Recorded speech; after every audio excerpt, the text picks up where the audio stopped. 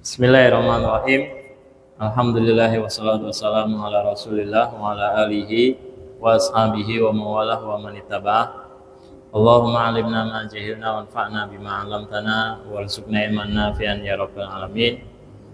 Rabbi shrah li sadri wa yassir li amri wa hlul 'uqdatam min lisani yafqahu qawli. Tsumma ma ba'du. Hayyikum jami'an bi tahiyatil Islam. Assalamualaikum warahmatullahi wabarakatuh.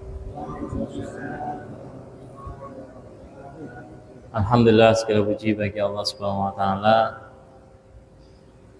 zat yang dengan karunia dan kasih sayangnya Allah Subhanahu wa taala berkenan untuk mempertemukan kita pada hari ini, hari Ahad tanggal 22 atau 23 Rajab 1445 Hijriah yang bertepatan juga dengan tanggal 4 Februari 2024. Alhamdulillah, Allah Subhanahu wa taala mempertemukan kita di hari ini di rumahnya yang mulia di Masjid Al-Ansor. Semoga kehadiran kita menjadi wasilah Allah Subhanahu wa taala menurunkan sakinah, ketenangan ke dalam hati kita. Karena itulah modal yang sangat berharga bagi kita di dalam menghadapi berbagai problematika kehidupan di dunia. Dan semoga Allah Subhanahu wa taala mencurahkan kasih sayangnya kepada kita, kasih sayang yang menjadi bekal kita membangun muamalah yang baik antara kita dengan orang-orang yang ada di sekitar kita. Juga bekal yang Allah Subhanahu wa taala berikan kepada hambanya sehingga ia mampu menunaikan ketaatan-ketaatan kepada Allah Subhanahu wa taala, menghadapi berbagai ujian yang Allah Subhanahu wa taala timpakan. Dan semoga Allah Subhanahu wa taala memerintahkan malaikat-malaikatnya untuk membentangkan sayapnya menaungi kita semua dan menyebut nama kita di hadapan makhluk-makhluk yang mulia yang ada di sisinya. Semoga Allah Subhanahu wa taala menjadikan pertemuan kita ini sebagai wasilah Allah Subhanahu wa taala mengangkat derajat kita menjadi hamba-hambanya yang mulia. Dan setiap langkah yang kita tapaki dari tempat kita bermula menjadi penggugur dosa-dosa kita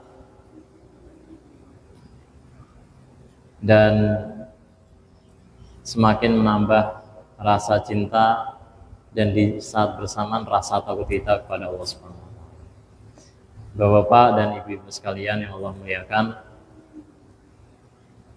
pada kesempatan kali ini kita akan melanjutkan kajian kitab Riyadhus Shalihin karya Al-Imam An-Nawawi rahimahullah taala, dan kita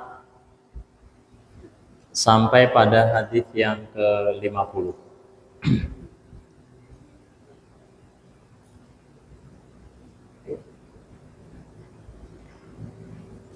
Baik, saya bacakan ya. Wa an Ibnu Abbasin radhiyallahu anhuma. Dan dari Ibnu Abbas, semoga Allah Subhanahu wa taala meridai keduanya, meridai Abbas bin Abdul Muthalib dan meridai putranya yaitu Abdullah yang meriwayatkan hadis ini. Qala, ia berkata, Qadima Uyainatu ibnu Hisnin. Suatu ketika seorang sahabat bernama Uyainah bin Hisnin tiba di kota Madinah. Fanazala ala akhihi Al-Khur bin Qaisin. Lalu dia ala ibni akhihi. Lalu dia tinggal di rumah Ibnu Akhihi, yaitu keponakannya, anak dari saudara laki-lakinya atau keponakannya yang bernama Al-Khur bin Qais. Dia ada sahabat bernama Uyainah bin Hisnin datang dari satu perjalanan, tiba di rumah keponakannya yang bernama Al-Khur bin Qais. Wa kana minan nafaril ladina yudnihim Umar radhiyallahu anhu.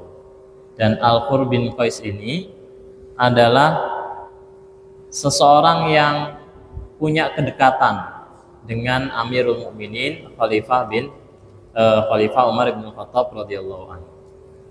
Uyainah punya keponakan namanya Al-Hur ya. Yang Hur ini adalah salah satu di antara orang-orang yang dekat dengan Umar bin Khattab radhiyallahu anhu, ya khalifah ya. Wa kana al-qurra, dan adalah Hur bin Qais ini seorang qurra. Seorang qurra itu penghafal Al-Qur'an. Ya. Ashaba majlisi Umar radhiyallahu an wa musyawaratihi. Dia termasuk di antara sahabat-sahabat Umar bin Khattab yang sering diminta pandangannya di dalam majelis-majelis dan di dalam musyawarah. Jadi menggambarkan kedekatan Hur bin Qais dengan Khalifah Umar bin Khattab radhiyallahu anhu. Orang yang dekat, yang termasuk di antara orang-orang yang sering dimintai pendapat di dalam majelis oleh Khalifah Umar bin Khattab radhiyallahu anhu. Kuhulan kanu au subbanan.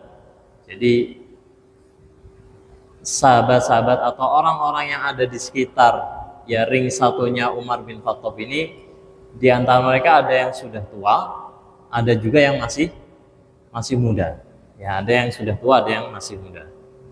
Faqala Uyainah libni akhihi. Lalu Uyainah yang datang itu tadi berkata kepada keponakannya yang bernama Al-Hur bin Qais, "Ya ibna akhi, wahai keponakanku, laka wajhun inda hadzal amiri."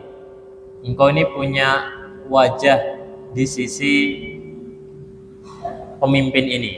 Maksudnya punya wajah itu, engkau ini punya kedudukan yang terhormat di sisi Umar bin Khattab radhiyallahu anhu. Fasta'dzin li alaihi, maka mintakanlah izin ya kepadanya untukku. Ya, mintakanlah izin kepadanya untukku. Maksudnya cobalah saya pengen ketemu. Ya, tolong kasih tahu beliau, boleh nggak saya izin ingin menemui Amir. Ya.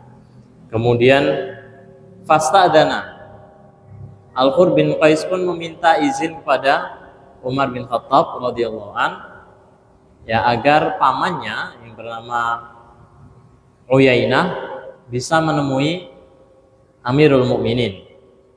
Fa'adina lahu Umar, lalu Umar pun memberikan izin kepada Uyainah. Falamma dakhala, tatkala Uyainah ini masuk menemui Umar bin Khattab, menemui Amirul Mukminin, menemui khalifah, qala, Uyainah berkata, "Hai ibn al-Khattab." Ketemu langsung berkata, "Hai putra Al-Khattab." Ya, ini kira-kira sopan nggak orang sekalian?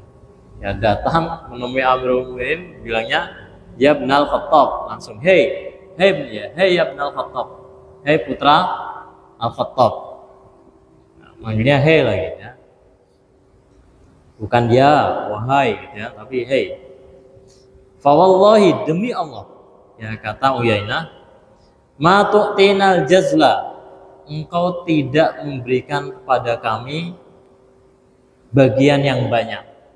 Engkau tidak memberikan kepada kami al-jazla, bagian yang banyak.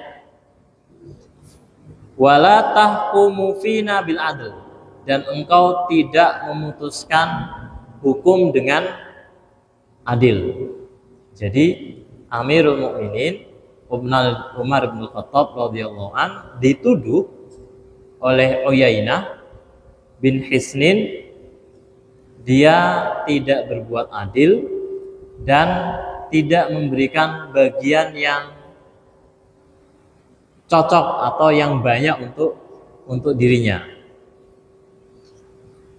Faghadiba Umar radhiyallahu an, lalu Umar bin Khattab radhiyallahu an pun marah, ya, murka pada siapa? Pada Uyainah bin Hisnin. Hatta hamma an yuqi'a bihi, saking marahnya nih dituduh tidak adil, sampai-sampai beliau hampir saja menjatuhkan hukuman kepada Uyainah. hampir saja Umar menghukum Uyainah yang menuduh dirinya tidak berbuat adil. Wala faqala lahu Al-Fur. Lalu Al-Fur berkata kepada Umar bin Al-Khattab. Al-Fur ini tadi keponakan dari Uyainah, ya, orang yang dekat dengan Amirul Mukminin Umar bin Al-Khattab radhiyallahu anhu. Ya, Al-Fur kemudian berkata, "Ya Amirul Mukminin, wahai Khalifah, wahai Amirul Mukminin." Nah, ini sopan nih, baru sopan ini ya. Kalau tadi hai ya Ibn Al-Khattab, ya enggak sopan. Ya, kalau ini ya Amirul Mukminin, ya disebutkan kedudukannya. Innallaha ta'ala, sesungguhnya Allah Ta'ala qala li nabiyhi sallallahu alaihi wasallam, berkata kepada nabinya sallallahu alaihi wasallam. Ya, berarti ayatnya ya yang mau disebutkan oleh Al-Fur bin Qais. Khudil afwa wa'mur bil urfi wa'arid 'anil jahilin. Ayat yang tercantum di dalam surat Al-A'raf ayat 198. Khudil afwa, ambillah ampun, maksudnya maafkanlah. Wa'mur bil urfi, dan perintahkanlah yang ma'ruf. Wa'arid 'anil jahilin, dan berpalinglah dari orang-orang yang bodoh. Al-Fur berkata kepada Amirul Mukminin mengutip ayat Khudil afwa wa'mur bil urfi wa'arid 'anil jahilin tatkala Umar bin Khattab radhiyallahu an marah kepada pamannya Uyainah karena dituduh tidak berbuat adil dan hendak menghukum Uyainah. Wa inna hadza minal jahilin. Lalu Al-Fur berkata kepada Umar bin Khattab, ya kepada Amirul Mukminin, sesungguhnya hadza, orang ini, minal jahilin, termasuk orang-orang yang bodoh. Ya, minal jahilin. Persis seperti di dalam Al-Quran, wa'arid 'anil jahilin, dan berpalinglah dari orang-orang yang bodoh. Wallahi, demi Allah, ma jawazaha Umaru hina talaha. Ini kata Ibnu Abbas ya. Demi Allah, Umar bin Khattab radhiyallahu an tidak melampaui ayat ini tatkala membacanya. Maksudnya beliau diam. Ya, beliau diam seketika ketika ayat ini dibaca di hadapan Umar bin Khattab radhiyallahu an. Wa kana waqafan 'inda kitabillahi ta'ala, dan adalah Umar bin Khattab ini orang yang sangat komitmen terhadap Al-Quran, orang yang sangat komitmen terhadap Al-Quran. Rawahul Bukhari, diriwayatkan oleh Imam Al-Bukhari. Jadi para ikhwan sekalian yang Allah muliakan, beberapa faedah yang bisa kita ambil pelajaran dari peristiwa kecil ini yang diriwayatkan oleh Imam Bukhari dan dimasukkan oleh Al-Imam An-Nawawi di dalam kitab Riyadhus Shalihin ini. Di antaranya adalah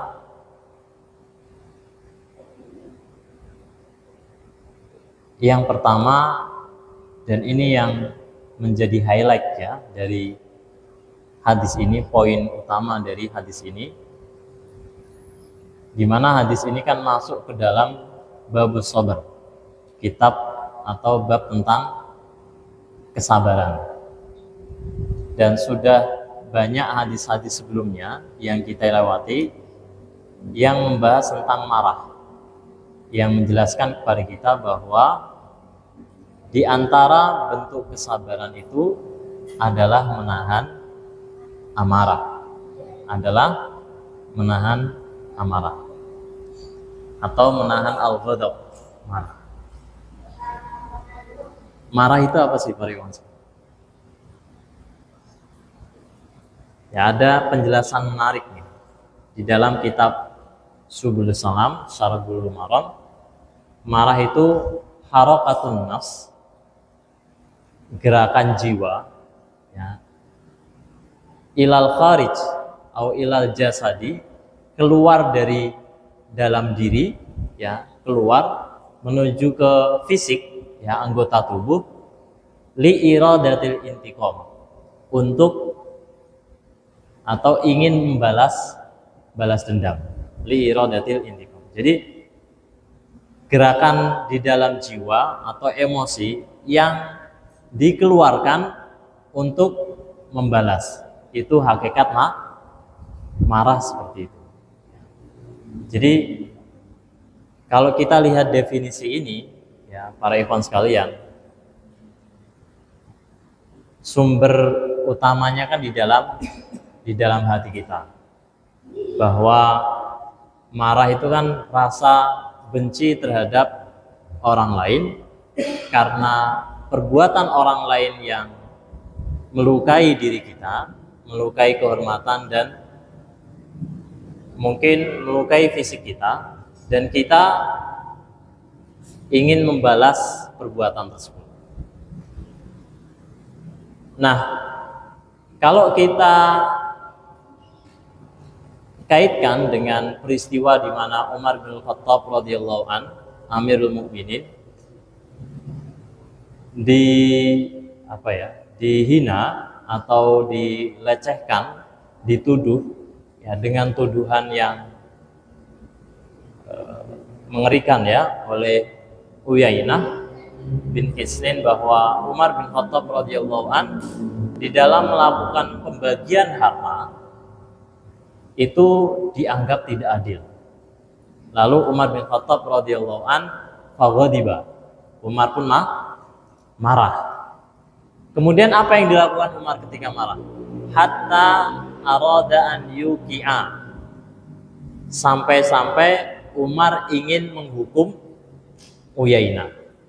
Jadi tadi ada harakatun nafs, ada gerakan di dalam jiwa Umar, emosi, ya, amarah, kemudian gemuruh di dalam hati, kemudian ingin ia ekspresikan, ya, yakhruju ila kharijil jasad, keluar dari dalam jiwanya, ya, li iradatil intiqam, untuk membalas perbuatan Uyainah yang menuduhnya atau menganggap Umar bin Khattab radhiyallahu anhu ini tidak berbuat adil. Jadi mirip sekali, ya, seperti apa yang didefinisikan di dalam kitab Subul Salam oleh Al-Imam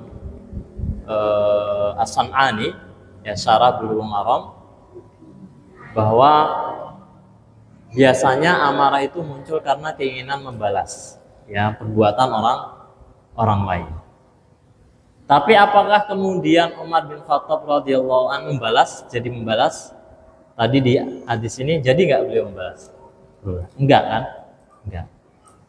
Jadi ini diantara bentuk kesabaran atau makna kesabaran itu diantaranya menahan diri dari berbuat maksiat dan meluapkan emosi atau mengekspresikan rasa marah, ya, meluapkannya ke dalam tindakan, itu adalah bagian dari melanggar syariat Allah Subhanahu wa taala.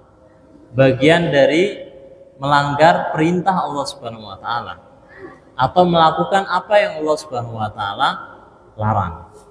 Karena apa? Karena Allah Subhanahu wa taala memerintahkan kita untuk tidak marah atau melarang kita untuk marah.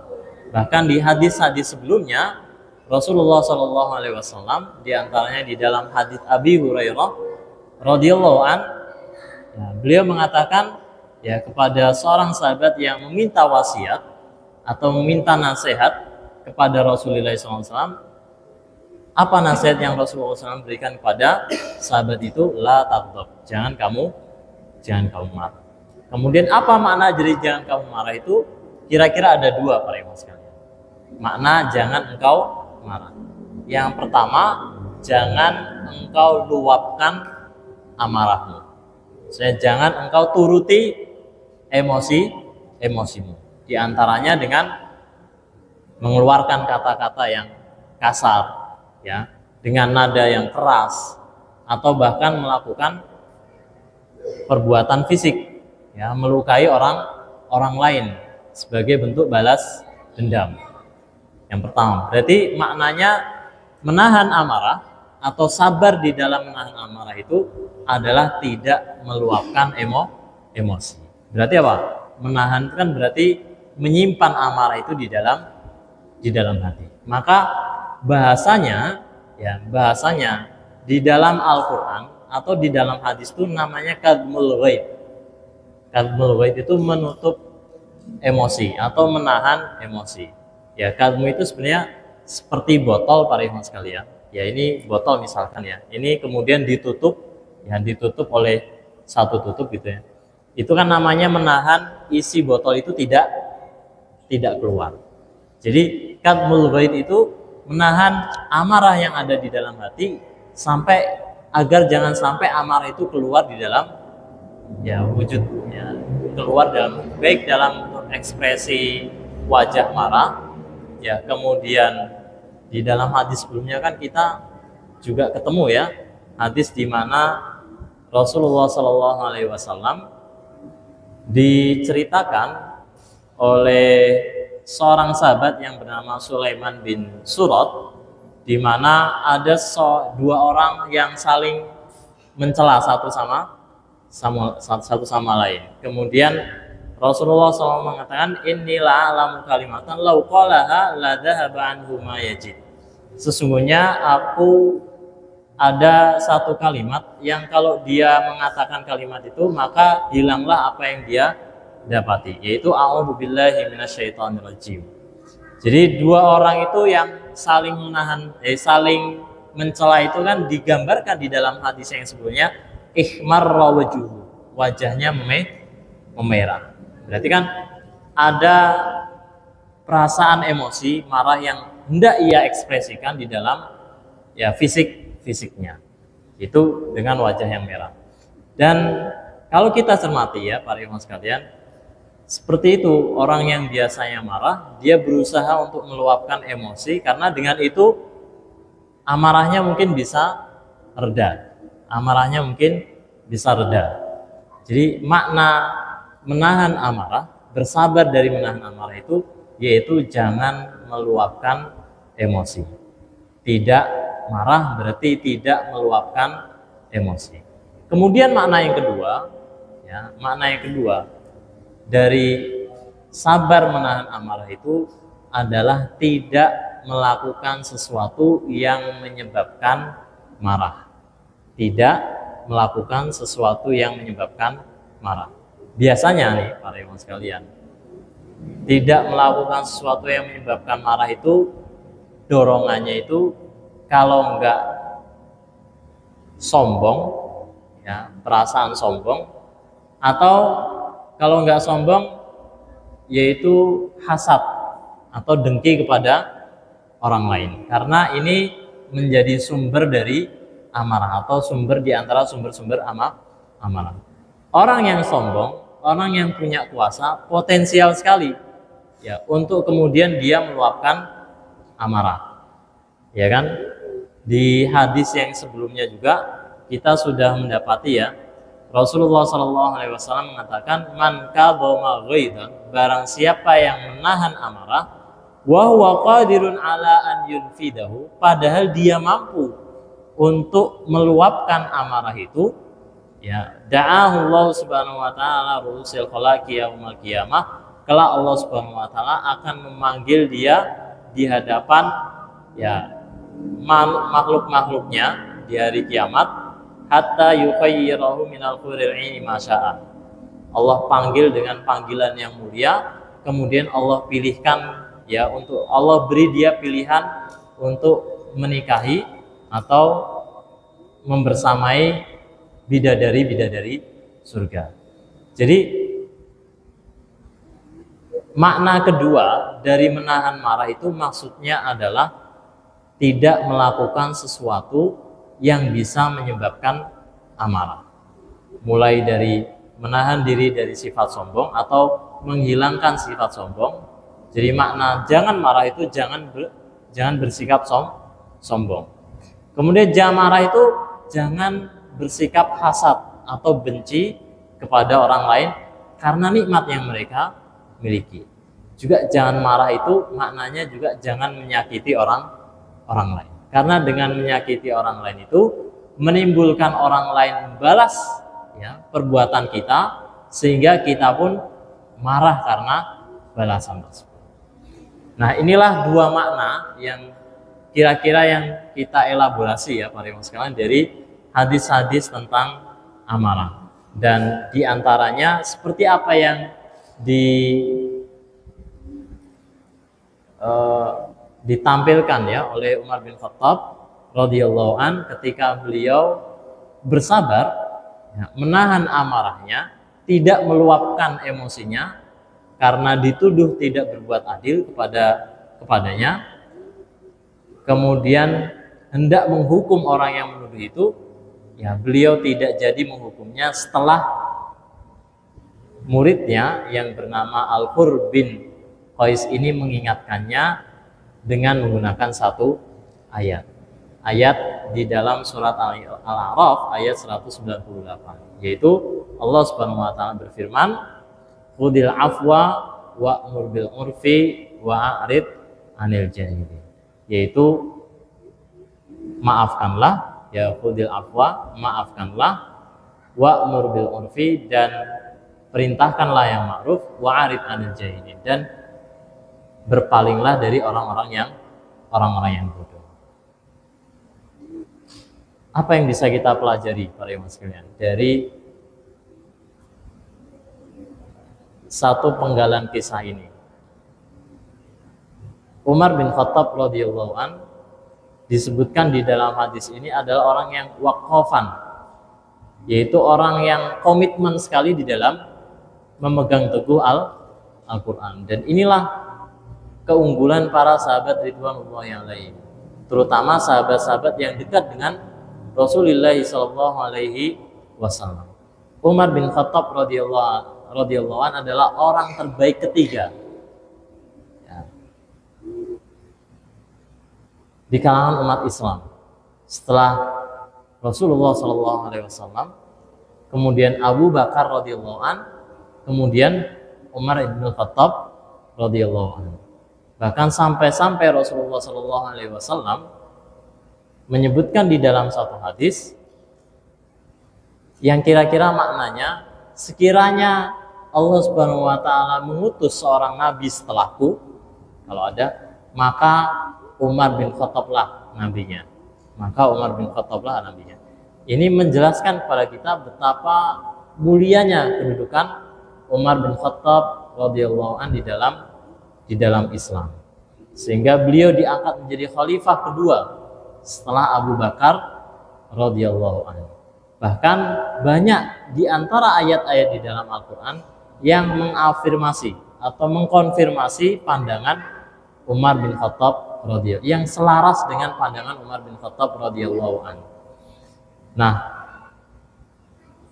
bagaimana wujud dari komitmen terhadap Al-Quran itu diekspresikan oleh Umar bin Khattab radhiyallahu anhu, terutama di dalam kisah ini. Ketika Umar bin Khattab radhiyallahu an dibacakan kepadanya satu ayat, yaitu khudil afwa wa'mur bil urfi wa'rid 'anil jahilin, maafkanlah dan berbuatlah yang ma'ruf dan berpalinglah dari orang-orang jahil, yang saat itu dia dalam keadaan marah karena dituduh tidak berbuat adil dan hendak menghukum orang yang menuduhnya. Seketika itu juga saat dia mendengar, saat Khalifah Umar bin Khattab radhiyallahu anhu mendengar ayat ini yang dibacakan oleh Al-Qur bin Qais, beliau tidak jadi marah atau tidak meluapkan emosi marahnya dan tidak jadi menghukum Uyainah bin Hisnin ya, Uyainah bin Hisnin. Kita belajar ya para ikhwan sekalian bagaimana interaksi kita dengan Al-Quran itu bukan hanya interaksi membaca saja para ikhwan sekalian. Meskipun membaca Al-Quran itu juga mengandung banyak sekali fawaid, ya, faidah-faidah. Satu huruf itu 10 pahala. Ya, la aqul kata Rasulullah alif lam mim harf. Ya. Tapi alif harf, lam harf, wa mim harf. Wa likulli harfin, dan setiap huruf itu 10 pahala. Bukan hanya interaksi kita dengan Al-Qur'an itu dengan membaca saja para ikhwan sekalian. Tapi kita belajar dari Umar bin Khattab radhiyallahu an, interaksi kita dengan Al-Qur'an itu hendaknya jauh lebih dari sekedar membaca, yaitu bagaimana kita menerapkan nilai-nilai Al-Quran di dalam kehidupan kita sehari-hari. Ketika kita mendengar atau membaca ayat yang mengingat, yang memerintahkan kita untuk bersabar, misalkan ya, bersabar. Walanabluwannakum bisyai'in minal khaufi wal ju'i wa naqsin minal amwali wal anfusi wath thamarat wa basyiris sabirin. Dan berilah kabar gembira terhadap orang-orang yang sabar. Saat mendengar ayat ini, ketika kita tertimpa musibah, ya apapun musibah itu, segala sesuatu yang tidak menyenangkan kepada kita, ketika kita mengingat ayat ini, baca ayat ini, wabasyiris sabirin, kita pun bersabar di dalam menghadapi musibah itu. Ini interaksi kita bukan hanya sekedar membaca, tapi bagaimana menerapkan nilai-nilai Al-Quran itu dalam kehidupan kita sehari-hari. Saat kita menunaikan sholat, ya, tidaklah kita menunaikan sholat itu melainkan karena kita pernah mendengar Allah Subhanahu wa taala berfirman, wa aqimis sholata, atau wa aqimus sholat, dan tunaikanlah sholat, wa atuz zakat, dan tunaikanlah zakat. Tatkala kita berpuasa, tidaklah satu hal yang mendorong kita berpuasa itu melainkan karena kita membaca ayat Allah Subhanahu wa taala, kutiba alaikumus syiyam kama kutiba alal ladzina min qablikum la'allakum tattaqun. Ya. Dan ketika kita berjalan, ya kita tidak bersikap sombong dalam jalan karena kita membaca ya ayat di mana Allah Subhanahu wa taala berfirman, wala tamshi fil ardi maraha, dan janganlah kamu berjalan di muka bumi ini dengan sombong. Jadi interaksi kita dengan Al-Quran itu harus intens dalam bentuk bagaimana nilai-nilai Al-Quran itu kita terapkan dalam kehidupan kita sehari-hari. Ya, kenapa? Apa yang mendorong bapak-bapak dan ibu sekalian datang ke majelis ini? Apa yang mendorong itu? Karena Allah Subhanahu wa taala berfirman di antaranya ya, qul hal yastawil ladzina ya'lamuna wal ladzina la ya'lamun. Apakah sama orang yang berilmu dengan orang yang tidak berilmu? Atau kita datang ke sini karena spirit yang kita ambil dari firman Allah Subhanahu wa taala, fa'lam annahu la ilaha illallah. Maka berilmulah bahwasanya tidak ada Tuhan yang berhak disembah selain Allah. Inilah spirit-spirit yang kita ambil dari Al-Qur'an ketika kita membaca, ketika kita mendengar, ketika kita mentadaburi. Ya, tidak sebatas pada kita mentadaburi juga, tapi kita juga mengamalkan Al-Quran itu dalam kehidupan sehari-hari. Itulah yang dicontohkan diantaranya oleh Umar bin Khattab radhiyallahu anhu.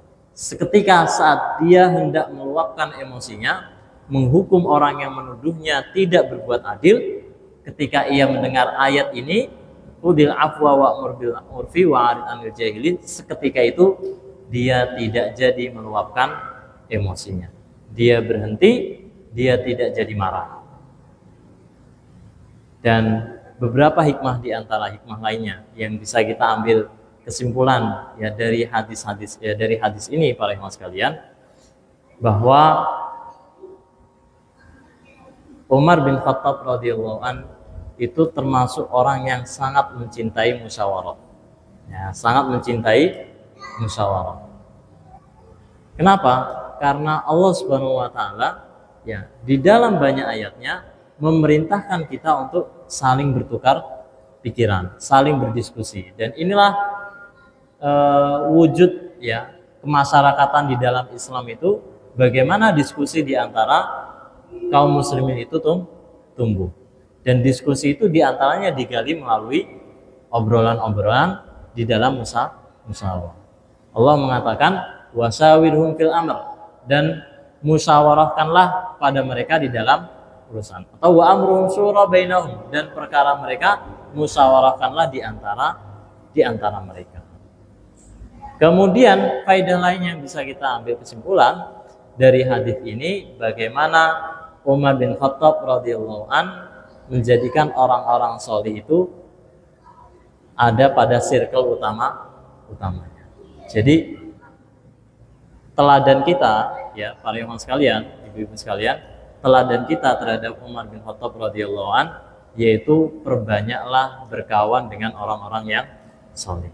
Circle kita harusnya adalah circle orang-orang yang solih. Dan ini menjadi circle utama kita para ikhwan sekalian. Jadi komunitas, ya orang-orang yang baik, ya kita ada di dalamnya. Kemudian atau kalau tidak kita menciptakan komunitas itu, ya agar kita senantiasa intens di dalamnya. Fungsinya apa sih?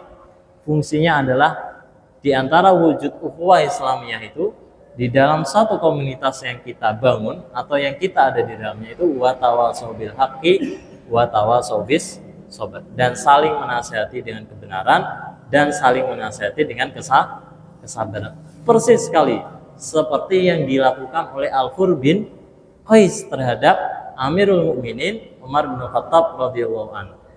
Dia murid Umar bin Khattab radhiyallahu anhu ini, orang yang dekat dengan Umar bin Khattab radhiyallahu anhu, mengingatkan, mewasiatkan atau menasihati Khalifah Umar bin Khattab radhiyallahu anhu agar bersabar.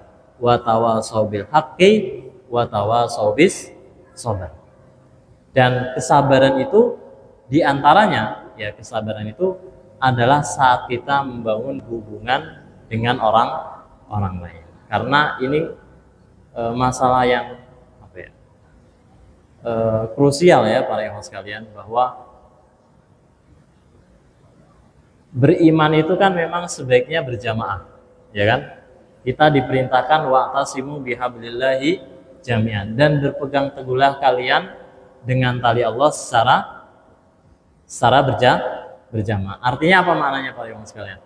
Maknanya bahwa kebersamaan itu menjadi bagian yang sangat penting di dalam kita bisa komitmen berpegang teguh dengan Al-Quran.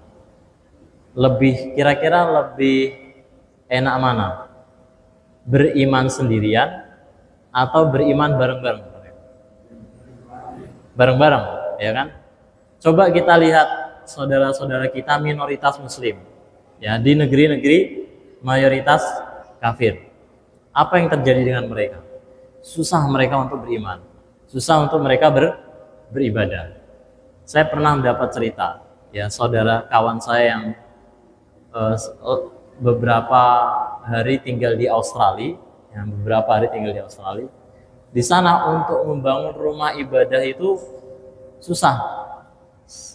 Bahkan kalau ada satu ruangan digunakan sebagai rumah ibadah, ya, sebagai rumah ibadah itu nggak boleh karena tidak memfungsikan ruangan itu sebagaimana mestinya. Jadi untuk beribadah pun perlu izin. Ya, meskipun ya negara-negara barat itu demokratis, ya, tapi belum tentu mereka untuk sholat aja susah. Ya, begitu juga di negara-negara Eropa. Sehingga kita saksikan ya para ikhwan sekalian, kalau di negara-negara barat itu banyak sekali ruko-ruko yang digunakan sebagai tempat ibadah. Jadi di wilayah-wilayah minoritas muslim, beriman itu penuh dengan tantangan, ya, dan kita yang lebih banyak komunitas muslim ini untuk beriman kepada Allah Subhanahu wa taala, beribadah kepada Allah Subhanahu wa taala, kita banyak menemukan kemudahan. Jadi makna dari beriman itu pada hakikatnya akan lebih mudah kita jalani ketika kita menjalaninya secara berjamaah. Tapi bukan berarti berjamaah itu gak ada masalah. Bukan berarti berjamaah membangun ukhuwah Islamiyah, membangun hubungan dengan orang lain itu bukan berarti tidak ada masalah. Kalau kita lihat, ya, Umar bin Khattab radhiyallahu anhu saja di dalam membangun kemasyarakatan, beliau masalah dengan Uyainah bin Hisnin, ya Umar dituduh tidak berbuat adil. Jangankan Umar, di hadis-hadis sebelumnya kita juga menemukan bagaimana Rasulullah SAW satu ketika di perang Hunain kalau tidak salah, saat pembagian harta ghanimah, ada seorang datang menemui ya Abdullah bin Mas'ud, kemudian mengatakan, wallahi, demi Allah, sesungguhnya pembagian harta ini tidak adil, wala yuradu bihi wajhullah, dan tidak dikehendaki dengannya wajah Allah atau ridho Allah. Rasulullah SAW bahkan dituduh tidak berbuat adil. Tidak hanya itu, bahkan dituduh tidak ikhlas di dalam pembagian harta ghanimah. Disebabkan karena Rasulullah SAW memberikan banyak dari harta ghanimah itu kepada orang-orang yang kontribusinya sebenarnya di dalam Islam itu tidak banyak. Tapi demi agar Rasul bisa mentaklif hati mereka, ya, melembutkan hati mereka sehingga mereka punya komitmen di dalam beragama Islam itu, kemudian Rasul memberikan mereka harta rampasan perang yang lebih banyak dibandingkan orang-orang yang sudah lama ya masuk Islam. Rasulullah SAW dituduh tidak berbuat adil dan dituduh punya kepentingan di dalam pembagian harta rampasan itu. Dan apa kata Rasulullah? Wallahi, ya, demi Allah, kalau ya man ya'dil, ya, atau kama kalau man ya'dil, siapa lagi yang bisa adil kalau bukan Allah dan Rasulnya. Jadi Rasulullah SAW di dalam membangun hubungan kemasyarakatan itu ada masalah. Makanya di dalam satu ayat Allah Subhanahu wa taala memerintahkan Rasulullah SAW ya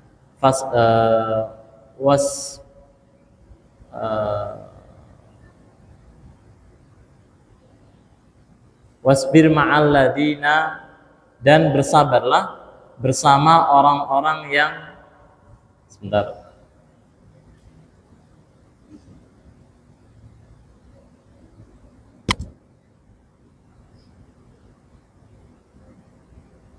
Ayat ini sangat menarik sekali Pak.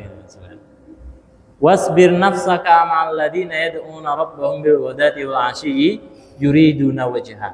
Dan sabarkanlah dirimu, ini perintah Allah Subhanahu wa taala kepada Nabi Muhammad SAW, ma'al ladina yad'una rabbahum, bersama orang-orang yang mereka menyeru atau berdoa kepada Tuhan mereka siang dan malam menginginkan wajah Allah Subhanahu wa taala. Jadi kebersamaan itu membutuhkan kesabaran, karena menyatukan hati itu bukan perkara yang mudah.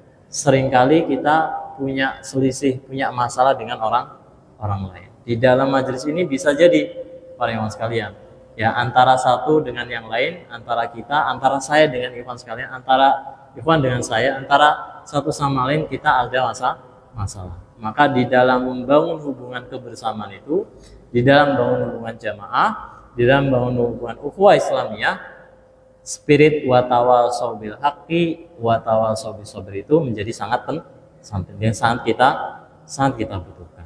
Maka keberadaan Al-Fur bin Qais ya di sekitar Umar bin Khattab radhiyallahu an yang menasihati itu menjadi sangat penting. Al-Fur bin Qais mengingatkan Umar bin Khattab tentang satu ayat, ya, tawasau ya bil haqq, ya, dengan kebenaran, dengan ayat itu, khudil afwa wa'mur bil urfi wa'rid 'anil jahilin, yaitu maafkanlah, jangan kamu marah, maafkanlah ya kesalahan atau tuduhan yang dilemparkan oleh pamanku Uyainah bin Hisnin kepada engkau wahai Amirul Mukminin, dan bersabarlah, karena bersabar itu menuntut agar kita memaafkan orang lain. Wa tawasau bis sabr, dan saling menasihatilah di dalam kesabaran.